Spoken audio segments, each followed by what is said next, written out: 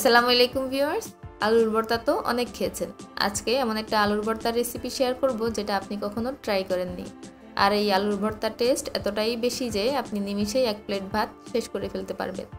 চলুন কিচেনে যাই আর কাজ শুরু করি।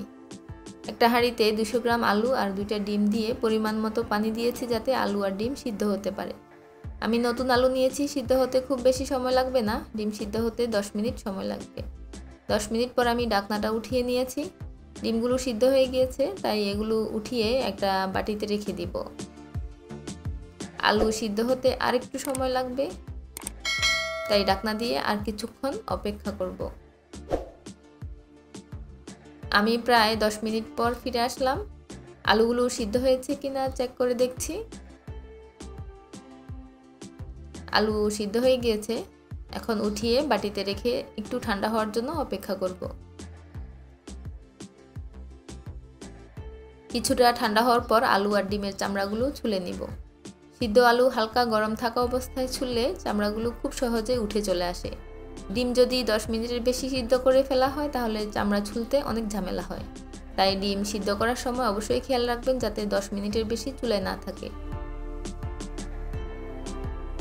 সবকিছু চামড়া ছুলার পর একটা পটেটো ম্যাশার দিয়ে আলু আর ডিম ম্যাশ করে নিব।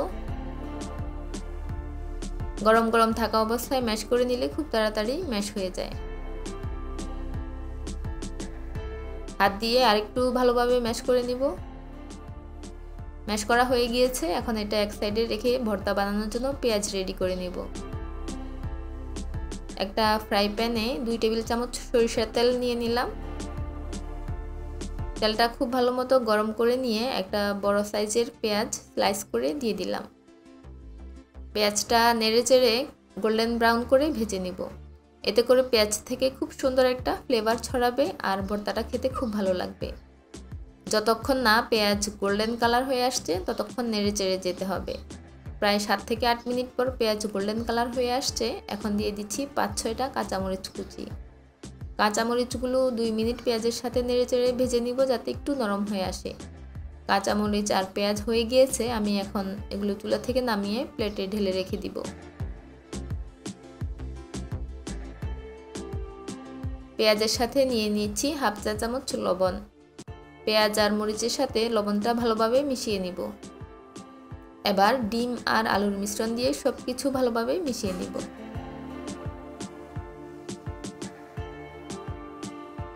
সবশেষে দিয়ে দিচ্ছি হাফ টেবিল চামচ ঘি।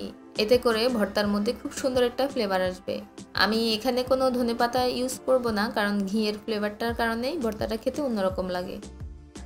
আমরা সচরাচর কখনো এইভাবে আলুর ভর্তাটা বানিয়ে খাই না। বিশ্বাস করেন, গরম গরম ভাতের সাথে এই আলুর ভর্তাটা খেতে এতটাই ভালো লাগে, আপনারা যদি বানিয়ে না খান তাহলে কখনো বুঝবেন না। ভর্তায় ঝালের পরিমাণটা আপনারা আপনাদের টেস্ট অনুযায়ী দিয়ে নেবেন। এই ভর্তাটা ছোট থেকে বড় সবাই খুব পছন্দ করবে। সবসময় একই রকম ভর্তা খেতে কার ভালো লাগে বলেন তো? তাই আপনাদের সাথে এই ভিন্ন রকম ভর্তা রেসিপিটা শেয়ার করা। আশা করছি আপনাদের ভালো লাগবে। আজ বিদায় নিচ্ছি, দেখা হবে নেক্সট ভিডিওতে। আল্লাহ হাফেজ।